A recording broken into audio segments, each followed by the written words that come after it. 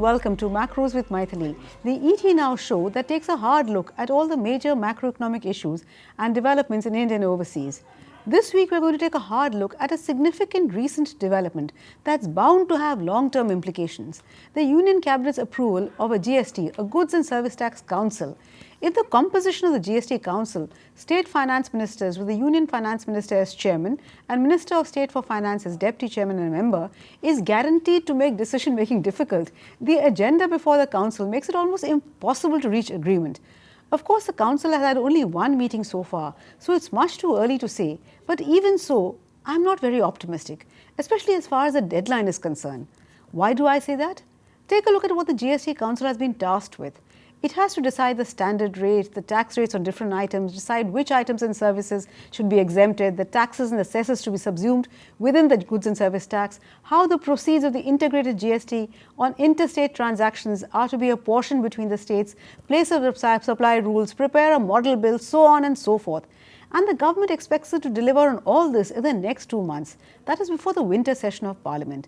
Clearly, only the most optimistic will expect that to happen. But am I being unduly pessimistic? After all, till not very long ago, few even expected the constitutional amendment to go through. So let us hear what our experts, V.S. Kirshnan, former member CBEC, and Rajeev Chandrasekhar, member of Rajya Sabha, who as a member of the Parliamentary Standing Committee on Finance and former President FICCI, has taken a keen interest in GST, tell us. Welcome to the show, Kirshnan. Rajeev. Let me start by asking you, is the government's deadline of 22nd November for a decision on these matters and 1st of April 2017 for implementation of the GST even remotely realistic? Is it better to have a tough deadline even if it's a little unrealistic and push for it even with a less than perfect GST? Or should government be pragmatic and not allow the deadline to dictate important policy decisions? Let me start with you, Kirshnan. If you were to rate the state of preparedness of the GST Council to accomplish what has been tasked with on a scale of 1 to 10, where are we at present? Kirshnan? Mythili, I think a lot of groundwork has gone on. In fact, at the Bhubaneswar conference many years ago, 3 subcommittees were created on various issues. There's been a lot of work done by these subcommittees, which is really going to help the council arrive at decisions. So there are a lot of issues, problems have been sorted out, and I think what these meetings would do only give a final push. So I would rate the preparedness at around 7. Okay, that's pretty high. But would you agree, Rajeev, with that? As a member of Parliament, you've seen it from the inside, as it were. So you know exactly how long it takes for legislation, especially contentious legislation, to go through. So are these deadlines really wishful thinking? Where would you rate the preparedness? So the day the bill was passed in the Rajya Sabha, when I came out of Parliament, somebody stuck a mic in my face and asked me, what do you think are the chances of this being ready for April 1? And I said, ironically enough, very similar to what Mr. Kirshnan said, I said 70% chance. And I continue to maintain that. I don't think this is impossible, but this is difficult. It is obviously racing against a very, very tight time schedule. But it is doable. It is doable because for the precise reasons that Mr. Kirshnan just mentioned, a lot of preparatory work has gone into GST whilst the parliamentarians were squabbling about passing the bill. And we must not underestimate that. But having said that, I completely accept your premise that getting the GST Council to conclude on the entire rate package, to prepare the tax administration system, to prepare the migration to the GST network, and do at least a few months of trials before the April 1 deadline seems difficult, but I continue to maintain a positive outlook towards it coming through on April 1. Okay, I must say both of you are far more optimistic than I am. But Kirshnan, a great deal of debate has centered around what is known as the revenue neutral rate, or the RNR. Given that the RNR would really vary from state to state, do you think states should agree on a rate at the higher end of the band or at the lower end? And does it really matter, given that the centre has agreed to compensate the states for revenue loss for 5 years? Kirshnan? Mythili, as I said, there is a conceptual distinction between the revenue neutral rate and the standard rate. The revenue neutral rate is the technical rate which experts calculate based on the assumptions that there would be no exemptions and what a single rate should be. The movement from revenue neutral rate to standard rate requires certain assumptions to be made about which are the items to be kept in the exempted list, which are the items to go to the merit list, and which are the items to go to the demerit list. So based on these assumptions, the standard rate is fixed. And the Chief Economic Advisors Committee arrived at a rate roughly about 18%, and if you were to subsume the cesses, the suggestion is it should go up to 19 and not more than that. A critical factor that the committee took into account is that if we assume that the compliance levels are going to be better in the post-GST period than in the pre-GST period, then the standard rate of 18 to 19% is reasonable and will be largely revenue neutral. Rajeev, how critical is a standard rate, and is there some simple rule of thumb that we can use to estimate it, or must it necessarily always be complex, in which case there is bound to be much greater disagreement? Does it make sense also to settle at the lower end with fewer exemptions for the revenue neutral rate, or will that be too difficult given the demand for exemptions? No, and I think this is the debate, this is the discussion that needs to happen, which is the state governments are approaching this from a point of view of revenue neutrality. Those who are pushing for GST as an indirect taxation reform are pushing this to expand the tax base, ease compliance, and therefore make it more revenue buoyant over the medium term. Now, how do you start that off? Do you start with a lower rate, given that there is going to be a revenue neutral assurance from the central government, and hope that that will create the expansion of the tax base and the revenue buoyancy in gross terms? Or do you start with a risk averse standard rate that is slightly higher, that will create lower downside for the central government to backstop the state governments? This is the discussion and debate that really needs to happen. I'm of the school of thought, of course I'm not in the government so I can afford to take this call, that we should start with a lower standard rate. You have 5 years to play around with the granularity of the rate and the movement of these rates, as long as the government of India is backstopping the revenue losses, and then see what is the reaction of the tax base to that lower standard rate. But of course, I'm not necessarily saying this is the only school of thought that is prevailing nowadays around the discussion on the rate. So it could be either of these two approaches. I would prefer a lower, more moderate tax rate, standard rate, than a higher standard rate. So, Rajeev, if I understood you correctly, you said let's start with a lower rate and then move it up if required. Is that what you're saying? I am saying that the empirical evidence and the history in India show that lower rates tend to create an expansive effect on the tax base.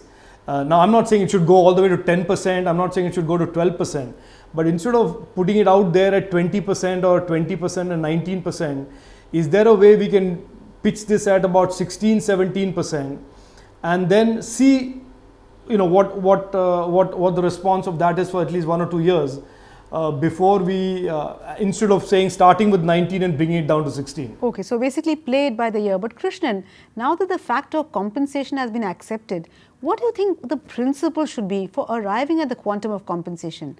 Does one project the previous rate of growth of tax revenues, average it out, take a moving average? After all, states will have a vested interest really in showing that revenues would have grown very fast, whereas the centre has an incentive to do exactly the opposite. So where do you see the centre and the state agreeing? Because after all, remember, there are 29 states.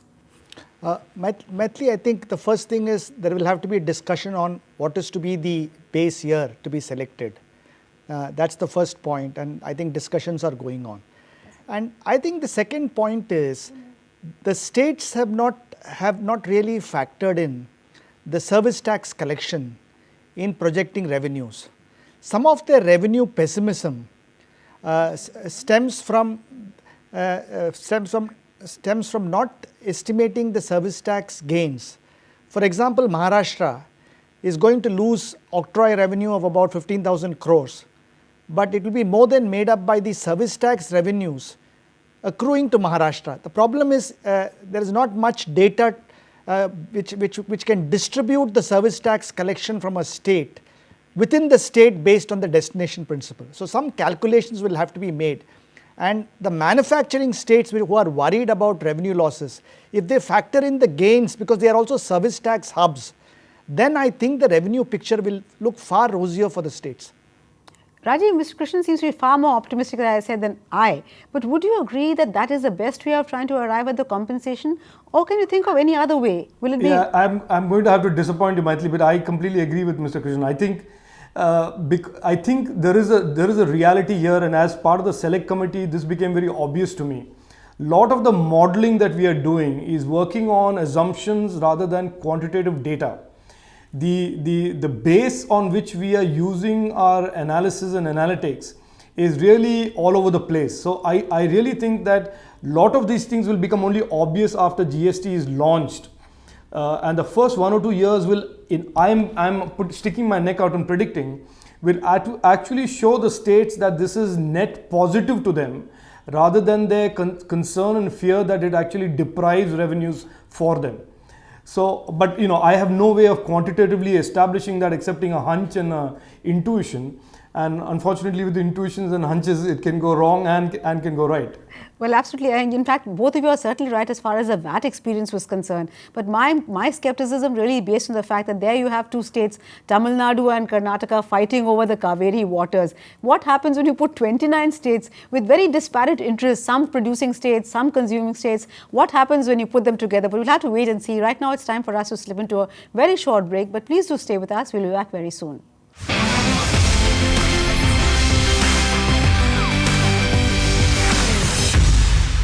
Welcome back. You're watching Macros with Mythili, and I'm in discussion with Mr. V.S. Krishnan, former member CBEC, and Rajiv Chandrasekhar, member Rajya Sabha, to discuss what are the tasks before the GST Council, what are the challenges, how difficult is it for us to even expect that they will come to a consensus, if ever almost, rather than in fact looking at the tight deadlines of 22nd November and 1st of April. Krishnan, an equally contentious issue really is the threshold for the levy of GST and also for determining the jurisdiction of the central and state tax officials. At a time when you're trying to reduce the interface between the taxpayer and the tax officials, does it seem the disagreement over the threshold is really a turf battle between the central and state tax officials for a share of, if I may say so, I know you were earlier with the government and a tax official too, of a share of the under the table kind of payments? Mythili, I think this dual control thing has been overplayed. Actually, the states are looking at a threshold of about 10 lakhs turnover, annual turnover. The center is inclined to 25 lakhs. And in my view, the 25 lakhs turnover is not in fact a very large turnover because it is for one legal entity. So if there are one legal entity operating in say 5 states, their turnover will have to be taken into account to determine 25 lakhs. And also this 25 lakhs turnover threshold is for both goods and services together. The state turnovers was only for goods. So when you take goods and services together, it's not a large turnover. And finally, the threshold calculations now include also the exempted turnover of exempted goods and export turnover. Export turnover was never part of the threshold earlier. So if that is also included, in fact, the threshold of 25 lakhs is not very large and will largely cover what I call the small industries. Rajiv, there is a widespread, though not necessarily a correct view, that corruption is higher at the state level. In that case, it is better to fix the threshold at a lower rather than higher level. Is that a valid assumption at all, an argument? And would you agree with Mr. Krishnan that 25 lakhs seems to be a fair threshold? No, look, I mean, that I will bow to Mr. Krishnan's judgment and wisdom on that. He is much more experienced on that. But there is a genuine concern amongst, let's say, a vested group of people that GST with its GSTN and all of the transparency that it brings along with it will, in a sense, cut into the cottage industry of corruption. Now, that cottage industry of corruption is not restricted to states alone. It is also in center in many places. So, but that is a natural consequence of reform, and there will be pushback for it, Mythili. I don't think that is necessarily a deal breaker as much as a road bump that you have to just navigate over. There will be a lot of this. I mean, we saw that during our select committee meetings about how people were creating red herrings and bogies about GST, saying no, it'll do this and it'll do that. obviously motivated by the fact that it puts a halt to this cottage industry of corruption. But that is really one of the benefits of GST, and that is what people will see over time. Absolutely, because GST does leave an audit trail. You'll get your input tax credit only if you have invoices. So that really is a big hope of GST. But Krishnan, decision making in the GST Council is by 75% majority, and the voting pattern in the Council is 1/3 center, 2/3 for the states. But what about the voting pattern distribution among the states? Nothing is said on that, and I don't see a situation where all the states will act as one unit vis-a-vis either the center or amongst themselves. There would be problems. So how are we going to distribute the weighting pattern amongst the states? Has there been any thought on that, Krishnan? I think, I mean, from my own understanding is that it'll be one state, one vote. So but would that be fair? Because you have small states, you have large states. I'm sure Maharashtra and Tamil Nadu would not be very happy to be linked to a much smaller state like, say, Himachal. Yeah, Mythili, but I think the most important thing, recently there was an interesting article which Kelkar wrote with Mr. Bhaskar on this. I think one of the first decisions, one of the most important decisions the GST Council must take in the meetings is that to work out the working rules of engagement. Because the plenary session kind of discussion will not yield very quick results. So maybe it's a good idea to follow the committee system of Parliament, in which the GST Council itself breaks up into committees where you try to match the talent with the task, and the committee system sort of gives its recommendations which can be approved by the plenary group. So they must work out the working rules of engagement, and these rules are very, very important, and that should be the first step. And another point, Mythili, is I think the GST Council must also take a decision to set up GST secretariats in the states. Today there's going to be an institutional void in the states, because hitherto people were, an industry was approaching the center separately and the state separately on tax matters. Now, once you have joint decision making, you need a forum at the state level where senior CBEC officers and senior state commercial tax officers who will be implementing the CGST and the SGST come together in an institutionalized forum, maybe a registered body like the Empowered Committee with a dedicated secretariat, that will also provide a forum to trade and industry to meet jointly center and state officials at the state level. I think these are two important decisions which the Council needs to take. That's an excellent suggestion, Mr. Krishnan. But Rajeev, would you agree with Krishnan that it should be one state, one vote, carry democracy to the extreme like in the WTO and not have any agreement at all? Will the larger states agree? And also, what happens to area-based exemptions? Do you see them being phased out? And will states like some of the hill states be willing to give up that right, because they want that authority, they want to have that freedom to decide what kind of exemptions they'll give? So let me answer that with a simple statement. I think the GST Council has been notified, but the GST Council's constitution or rules or terms of engagement amongst itself has to be really developed, and that is what Mr. Krishnan was saying, and that is something I believe will end with clearly once. My intuition says it will be one state, one vote, because that is the simplest thing to have acceptance across the board. But now, do you see Maharashtra and Tamil Nadu agreeing with something like that? As producing states, they perhaps will lose out. That's what they think. No, Mythili, and the point there is, I don't think GST Council envisages 100% consensus among states. That is why it is 75% of the GST Council that will have to vote for every decision, which implies that in many cases 25% of the people will be opposed to that. But it will still carry and it will still have the force of law and across all of those states, even those who dissent. So that is why it is 75%, not 100%, even though there were some people who said it should be 100% consensus in the GST Council. So to answer your question, there will be scenarios where a state A and a state B may disagree on a particular point that the GST Council is voting on, and it will still get voted and passed, but one state may have disagreed with it. Okay, and what area-based exemptions, Rajeev? My own view is that it will need to get phased out, and it will phase out. But that, again, I don't want to jump into this. This came up during the parliamentary debate about what is the future of that, and the government said the GST Council will look into it and consider it. It was raised in Parliament as a specific intervention during the debate, and the Finance Minister did say that it will be an issue that the GST Council will look into. Krishnan, when do you see petroleum, alcohol, etc. coming into the GST? Because if you leave out these two very important items, apart from real estate, etc., the GST is only a fractional or a partial GST. So when do you see these items coming into the GST? Mythili, there's a distinction between petroleum and alcohol. Alcohol is not in the GST, but petroleum is in the GST. But five items have been taken out temporarily, and the existing duties, excise duties would be continued to be levied by the centre and the states. But the council can take a view at any time to bring this back into the GST, and that doesn't require another constitutional amendment because petroleum is already in the GST. So there is a distinction between petroleum and alcohol, and I think that was a very good decision taken to have petroleum but keep some of the items temporarily out. And once there is revenue comfort, I feel that once revenues boom, and I expect, like Mr. Chandrasekhar said, I don't expect government to have to give concession after the second year because revenues are going to boom, especially on the trading segment side. So I think that once the revenues start booming, I think there may be a case of bringing in petroleum also quickly into the GST, because petroleum is in a very peculiar situation.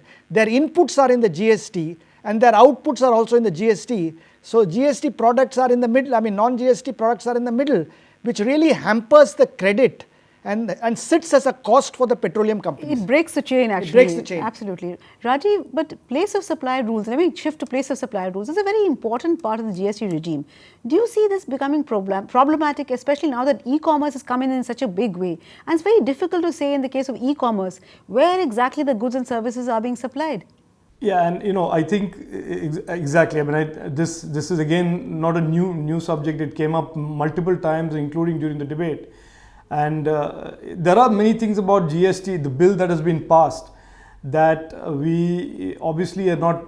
They are not perfect. But also remember that in the winter session there will be the IGST and the CGST bills that will come in for parliamentary debate and discussion. I am hoping that there will be a lot more language clarity on some of these issues that currently today are in the realm of ambiguous and vague. So I haven't seen any early drafts of those bills yet, but I think we should just wait and see. Krishnan, there's one other issue with the GST Council. The fact is that elections are due in some very important states in the near future. What if the new state government has a different take altogether? We've seen that despite various Supreme Court judgments to the contrary, state governments do not see themselves as bound by the decisions of the previous government. We saw it happen in the case of Shingur, where the new Mamata Banerjee government did not feel obliged to go by the decisions of the previous left government. And indeed, it was a party to the dispute in the Supreme Court. So do you see successive governments in the state going back on decisions taken by the members who are today part of the GST Council? Mythili, the most interesting thing about the GST is, and why its acceptance is going to be so widespread, is it's going to confer buoyant revenues on all states. The poorer states of India are going to gain. In fact, GST has an equity dimension. The poorer states, being consumption states, are going to gain. And the manufacturing states, although there is a CST loss, they are going to gain because most of them are service tax hubs. So revenues are going to boom. So there is no reason why any state will go back on this. Well, certainly we'll have to wait and see, but I'm afraid we've completely run out of time, so we'll have to end this discussion here. Clearly, as far as GST is concerned, the GST Council has its hands really full. It's going to be a difficult task. Are the challenges formidable or insurmountable? We can only hope that it's the former and not the latter, as the country has a huge stake in seeing this mega reform in the tax arena goes through without too much delay. Thank you so much, Krishnan, as also Rajeev, for joining me in this discussion. Thank you also for watching. Remember, we'll be back next week with yet another edition of Macros With Mythili. Till then, it's thank you and goodbye from all of us at ET Now.